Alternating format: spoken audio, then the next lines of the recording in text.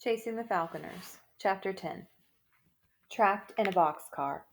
Something frantic rattled around in Aiden's head. He should know about this. This was familiar. That's crazy. You've never been on a train that wasn't a commuter. What do you know about escaping from a freight car? Then he remembered. Mac Moldy, Dad's reoccurring detective hero, had once broken out of a locked freezer car via. He looked up and there it was. The shaft of light from the open slider shone on an emergency hatch in the ceiling. He rushed over to the wooden crate and began positioning it in the center of the car. "What are you going to do, Eagle Dink?" scuffled Miguel. "Mail yourself out of here." Aiden pointed straight up. Instantly he had two helpers. When the crate was in place, he scrambled up the wooden side and balanced on the narrow rim. The trapdoor was held in place by a small latch. He popped the hatch, reached up, and took hold of the roof of the car. "Here goes," he thought. If the police were watching the top of the train, this would be his last act as a free person. One, two, a silent prayer. Three! He heaved himself up through the opening and flopped flat onto the metal surface. He could see tall buildings in the distance, a skyline. They were outside a big city, but their immediate surroundings were lower and leafier. This was a suburban station.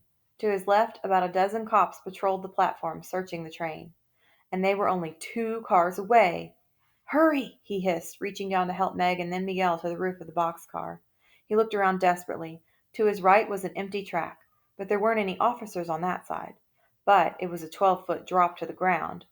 A broken ankle. Not a good idea for a fugitive. "Follow me," he whispered.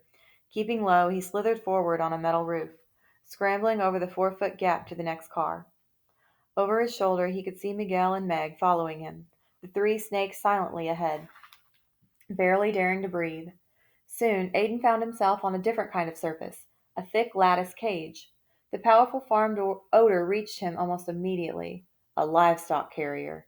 Animals lowing wafted up from below. He peered down through the bars. Didn't it figure? Cows. He slung to the edge of the car and eased over the side. Using the steel struts as ladder rungs, he began to climb down. The cows mooed at him. One even pressed its snout right up to the opening and licked him, but he was able to clamber low enough to jump to the ground. Miguel landed beside him a few seconds later. Meg came last. As her sneakers made contact with the gravel, she lost her footing and lurched toward the open track. Miguel grabbed her arm and propped her back into balance. He gestured meaningfully at the spot where she had almost fallen. This was a commuter line. It had an electrified third rail. Had Meg touched it, she would have been seriously injured or even killed. Her mouth formed the word, "Thanks," but she allowed no sound to come out. Hidden behind the bulk of the train, they scampered the length of the station. A small metal ladder provided access to the outbound platform. They scrambled up, trying to look like local kids and not fleeing felons. They were in luck. The vacant side was nearly deserted. At this time of day, people returning from a day's work in the city just wanted to get home. No one was hanging around. They strode purposefully toward the stairway to the parking lot. It was 100 yards away, a single football field. For the first time, Aiden almost allowed the notion to enter his mind they might survive this latest close call. They were halfway there, the 50-yard line, when the bathroom door opened and out stepped a pudgy, middle-aged policeman. It was too late to turn, too late to hide. The only plan of action was to keep walking. As they drew close, Aiden noticed the facts in the officer's hand. The page was dotted with photographs, murky mugshots of the Sunnydale runaways. Strangely, amazingly, the cop let them pass. They forged on, eyes fixed straight ahead. Was it possible that he simply hadn't noticed them? Leather soles scraping against the concrete, the sound of someone turning around, then, "Hey! Hey!" They ran, flying across the platform and down the stairs. The cop gave chase. "Police! Hey! Stop!" In addition to being tougher than the Falconers, Miguel turned out to be faster as well. He blasted through the parking lot, opening a gap between himself, Aiden, and Meg. "He'll get away and we won't." The thought brought Aiden hidden reserves of power, and he turned on the jets to keep pace. Meg was hot on his heels. Luckily, the policeman wasn't much of an athlete. They could hear him puffing into his walkie-talkie. "Lou into Caldwell. Chris, I got 'em. Fast little rats." The parking lot was bordered by a small strip of stores and restaurants. Beyond that, subdivisions began. Miguel never hesitated. He barreled headlong down tree-lined roads, wheeling left and right, navigating as if he'd lived here all his life. The Falconers followed like the trail of a comet. They had no loyalty for Miguel Reyes. They didn't like him, and trusted him zero.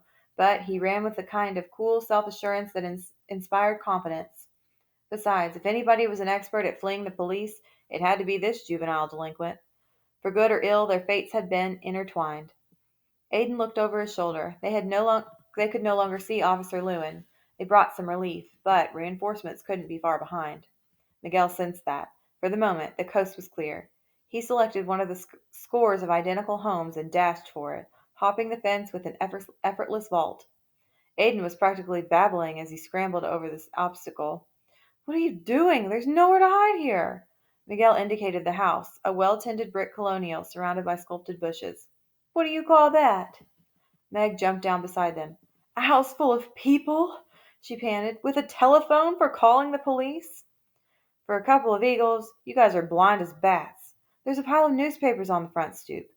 "They're on vacation, brainiacs. Nobody home. No alarm either." "How do you know?" puffed Aiden. "No stickers in the windows. Alarm people love stickers." He pulled a grapefruit-sized stone out of the garden and headed for the patio doors. The Falconers exchanged uneasy glances. Taking clothes from a drying rack or bikes that you planned to return was one thing. This was breaking and entering. "But pretty soon the whole neighborhood will be crawling with cops." Amazing? Aiden marveled. The only way to survive as a fugitive was by breaking even more laws. If the police really want to reduce crime, they should leave us alone. Miguel hefted the rock and deftly punched out a single pane of glass from the French doors. He reached inside and flipped the latch. They were in.